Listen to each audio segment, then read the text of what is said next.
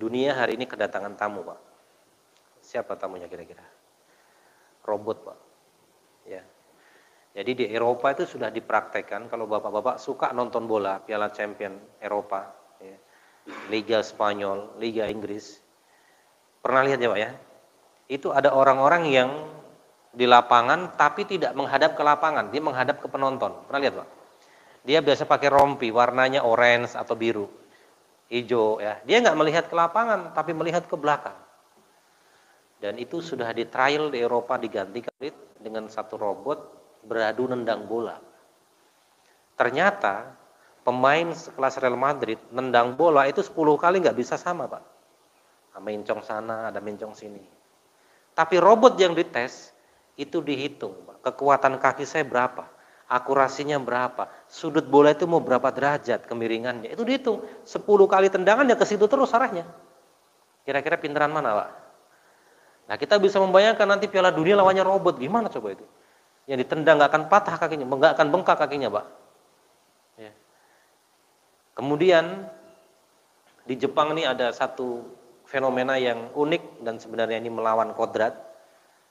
Orang menikah dengan robot. Dengan dia dibentuk wajah manusia, tapi dalemannya robot. Ya. Pernah datang satu robot ke Indonesia, dipamerkan luar biasa, ditanya oleh Menteri Komunikasi dan Informasi, kemudian, luar biasa, intinya Pak, mereka menawarkan membantu kita di masa depan. Jadi masa depan berbagai kemudahan sudah ada di hadapan kita. Dan tentunya akan lebih cepat dibandingkan masa lalu. Bahwa Bapak dulu kita tidak pernah membayangkan ada alat yang namanya handphone, kita bisa WA dengan teman-teman kita. Betul Pak? Siapa di antara kita yang dulu pernah berpikir orang duduk itu bisa mendapatkan uang banyak? Bahkan di zaman sekarang, profesi seorang dokter yang biaya kuliahnya besar, itu gajinya kalah dengan seorang YouTuber yang bisa jadi hanya lulusan SMP. Pernah lihat Pak? YouTuber itu dia bikin konten yang suka ribuan orang, jutaan like, ya. Dapat itu pemasukan. Maka diprediksi pekerjaan di masa depan itu impian anak-anak bukan jadi dokter, tapi jadi YouTuber yang mereka bisa bekerja dari rumah, ya, dengan celana kolor pun bisa menghasilkan uang bahasanya, nggak perlu berkeringat dan lain sebagainya. Ini wajah peradaban kita di masa yang akan datang. Ya. Tetapi sesungguhnya ada satu nilai yang dikhawatirkan. Ketika nilai-nilai dunia, ilmu pengetahuan ini semakin kencang lajunya, semakin pintar orang, ternyata grafiknya, keberadaan kalau dalam teori orang-orang sosialis, orang-orang orientalis itu begini Pak. Teknologi semakin maju, keberadaan Tuhan itu semakin kecil. Artinya apa? Orang semakin pintar, maka orang tuh banyak yang nggak butuh dengan agama, butuh dengan Tuhan. Maka banyak orang-orang yang tidak percaya dengan keberadaan Tuhan. Ya. Jadi jamaah sekalian, ini potret masa depan. Tetapi lihat bagaimana Islam.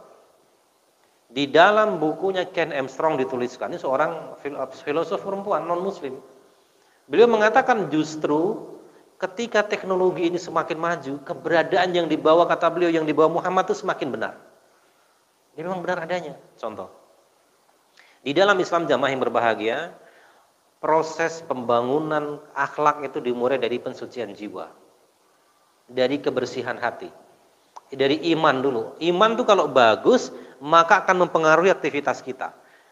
Kalau bahasa sederhana kita sering mengkaji, membaca ayat, sesungguhnya sholat itu mencegah dari perbuatan keji dan mungkar. Sholat yang bagaimana? Yang khusyuk tentunya.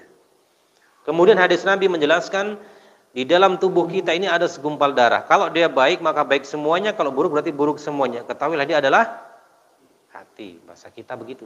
Dan betul memang adanya. Jadi hati kita, kalau tim Hadros saya belikan Alphard tahun 2018 bagaimana? Kata beliau apa?